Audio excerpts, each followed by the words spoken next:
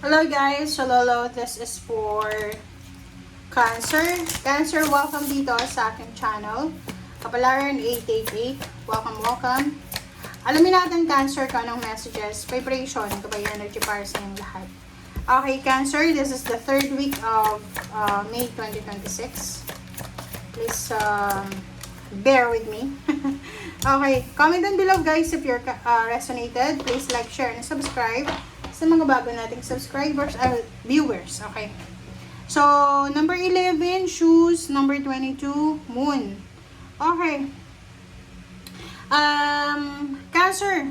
Sinasabi ng baraha sa'yo dito, literal, pwedeng sa linggong ito ay bibili ka ng sapatos or literal na naghahanda ka. You're preparing. So, this week, you're preparing for a travel. You're preparing for journey. Okay? Pwedeng hindi lang sapatos yung inihahanda mo. Inihahanda mo pati mga papeles, dokumento, mga gamit mo. Okay? Number 22 moon, sinasabi ng baraha sa'yo na yun, kung ano man yan na plano mong gawin sa linggong ito, kung ano man yan na nakaschedule na gawin mo ngayong linggong ito, ituloy mo siya, harapin mo yan, huwag kang matakot. Okay. Alright, so alamin natin, tanungin natin Cancer, ang iyong baraha, kung anong message ng mga angels and guides para sa'yo sa linggong ito. This is from your angels.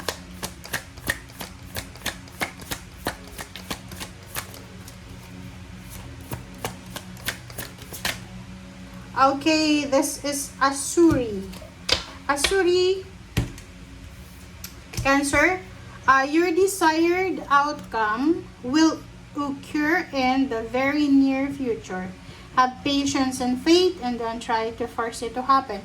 Ang baraha na to, parang ano to, pareho siya ng Scorpio.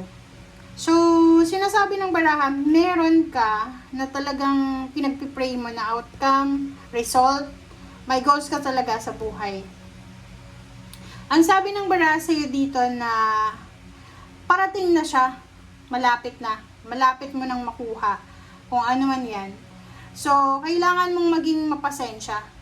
Have patience and faith. Okay? Kailangan mong magpasensya, kailangan magtiwala, and wag mong puwersahin ang sitwasyon. Okay? Dahan-dahan lang tayo, Cancer. Kumbaga, wag mong puwersahin. Wag nating i-rush, i-force yung situation na mangyari. May kasabihan tayo, di ba, na pag hinog sa pilit, mapait. So, kailangan, lang tayo, just go with the flow. Hintayin mo kung kailan or ano ba yung darating sa'yo. 3 of air. Nako, may iba sa inyo dito na Cancer, hindi naman lahat, iba lang. Yung iba sa inyo dito, yun na nga, medyo disappointed ka, malungkot ka, sobrang lungkot ang nararamdaman mo. It's because, yun na nga, meron kang outcome, meron kang expectation. Oh, yun, tama yung word na yun.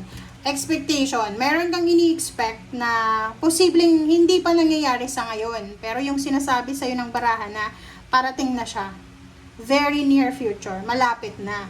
So, ang kailangan mo lang is magkaroon ka ng tiwala, pasensya, and wag nating puwersahin. Just go with the flow. Ang problema lang na nangyari dito is, you're sad, 'di ba? Kasi, parang hindi mo tanggap na hindi mo nakuha to. So, sinasabi ng baraha na you need to forgive yourself and forgive others sa kung ano man yan na naiisip mo na disappointments or whatever man. Alright.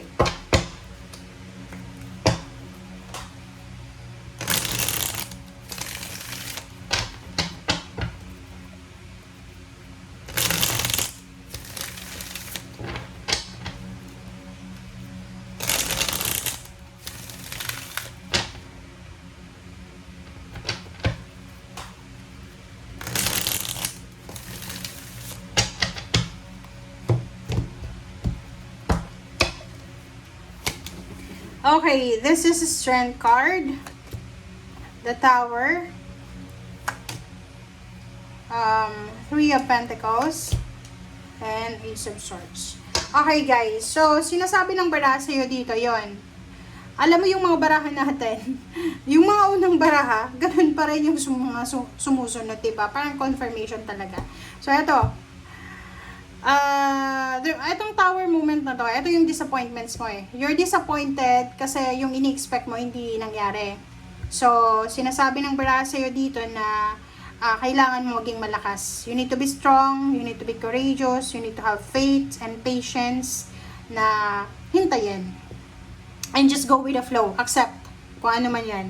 And dito sa barahang to, or harapin mo, kumbaga harapin mo. Dito sa barahang to, Three of Pentacles and Ace of Swords, sinasabi ng baraha sa'yo dito na it's either business yan. Pwedeng nag-fail yung business mo, or pwedeng yung balita, yung good news na hinihintay mo ay hindi dumating sa linggong ito. Kaya ka disappointed. Okay. King of Cups and Ten of Wands. Ako, you're super workaholic ah. Okay, so nakikita ko sa'yo dito na isang water sign, Pisces, Scorpio, and Cancer, which is isa ka sa water sign, Cancer. Ang nakikita ko na you're parang wala kang oras para sa pamilya, sa love life, or sa mga nangyayari sa mundo. It's because nasa 10 of Wands ka. Okay, sabihin na natin na nagtatrabaho ka sa gabi, sa umaga, nagpa-part-time ka pa, weekend ba, may trabaho ka pa, or parang yung oras mo, ginugugol mo na lang sa, yung oras mo, ginugugol mo na lang sa trabaho. Puro na lang trabaho, puro lang, parang ganon. So, medyo wala ka ng excitement na nararamdaman sa linggong ito. So, nakikita ko sa'yo dito na kumalma ka daw. King of Cups kumalma ka. Ibig sabihin, wag kang masyadong magpakapagod. Okay? Kasi, may kasabihan tayo diba? Na kahit na maging sobra-sobra yung ginagawa natin na sacrifice, kung talagang hindi will ng God, diba? Ng universe, walang mangyayari. So, yun na nga, you need to just slow down. Slow down kasi eto, ang nakikita ko sa'yo dito, you're forcing it Kaya ang sabi sa'yo ng barahang to, don't try to force it to happen. Kasi ikaw, parang ginagawa mo yung lahat-lahat para mangyari yung gusto mo. Which is, yun yung rason kung bakit ka napapagod. Kung bakit ka, namumroblema ka. Okay? Alright, so, sinasabi ng barahan nito na by the end of the month, hindi ito ngayon by the end of the month, isang exciting, inspiring na balita ang posibleng matatanggap mo. So, if you need money, possible na may isang tao dito, pwedeng Earth signs, Virgo, Capricorn, and Taurus. Ang babae siya. So, pwedeng kung sino man yan, pwedeng mayaman siya, or pwedeng kung sino man siya, boss mo ba siya, kakilala, kamag-anak, siya ay makakatulong sa'yo. Tutulungan ka niya financially. And because of tulong na yan, of Six of Pentacles, possible na medyo maging maayos, magbabago yung takbo ng finances mo. Kasi pwedeng, halimbawa yung pinoproblema mo is yung utang mo or negosyo. So, medyo mariresolve mo siya ng pakonti-konti. Yung Wheel of Fortune is nandito. Sinasabi ng barahan na everyday is a blessing, guys. But everyday, if ever na may mga failures ka na na-experience, bumangon ka. Okay? Bumangon ka. Get up, pero wag mong masyadong abusuhin yung sarili mo.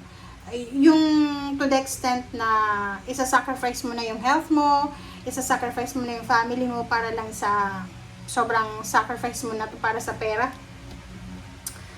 Sinasabi ng baraha sa'yo dito na kailangan mong magdahan-dahan talaga. Okay? You need to be careful kasi kung makikita mo dyan, sabi nga, just accept kung ano yung kaya mong kontrolin.